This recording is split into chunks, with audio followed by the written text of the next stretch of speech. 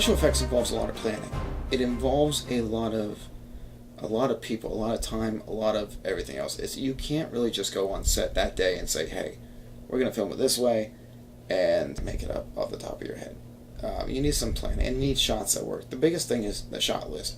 You need to go in with a shot list that says, okay, this shot's going to have special effects. This shot's going to do this. This is going to do this. This is going to do this. In this scene with Jack and Mike, when we're going through the explosion, we blocked this scene. However, it's one of those things where we blocked it because I could tell Jack's just like, okay, I'm going to go with the flow on this, and his vision, and he talked to me at the premiere that night that we released Visions of Truth. He's like, that's not at all the scene that I thought it was going to be.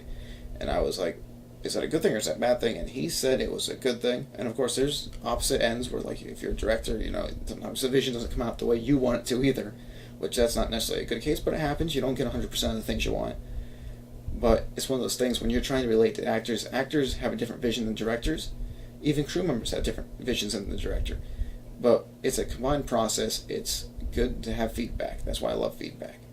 However, let's get back to the scene a little bit. When we're moving left with Jack and Mike, it's one of those scenes where I'm like, okay, listen, there's going to be fire on each and every one of these railings. And they look at you like, oh, you're insane. Because honestly, it's like, okay, how are you going to do this? We're an independent company. We're a small budget film. We're independent. We're everything else. How are we going to do this? Like, listen, the best thing you can have is faith.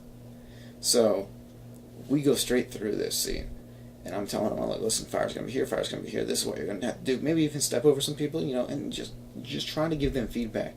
But most importantly, you need the shots lined up because the shots are the most important part of the special effect. And you need the actor doing the best he can in these shots. It is everything because there's so many movies that somehow make it out of Hollywood that I don't know if the director and the visual effects director ever met each other. Like, it just seems so mismatched and, like, they just don't match at all whatsoever. Like, the ideas aren't there, the vision isn't unified, and I think that conversation between the director and his visual effects person is probably one of the most important relationships because it's like the two halves of the movie uniting right there.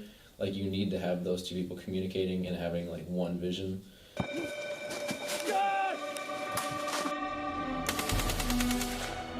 Got it!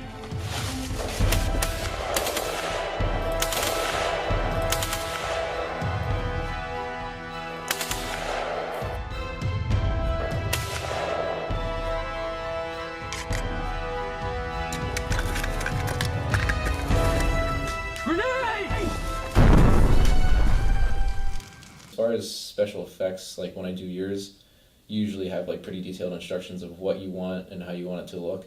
And then the challenges, usually, and I love the challenges that you throw at me, but usually it's like, how am I going to do this? How am I going to make this convincing? And then it's a lot of doing stuff, realizing that it looks really bad when I play it back, and going back, redoing it. So it's a lot of just trial and error, and is this going to look good? Is this not going to look good? So like for 3 seconds, it might have been 3 hours or 3 days or 3 weeks. Like, it's really just a lot of just minute by minute grueling, like moving little keyframes and pen tool marks and stuff. And so it's just a lot of that kind of stuff. It's not as exciting as it looks on the screen, which is kind of cool that you get to see it happen like that when you're done. But like, people are like, oh, how did you do that? And I'm like, you don't want to know, because it just makes it look so boring and stupid.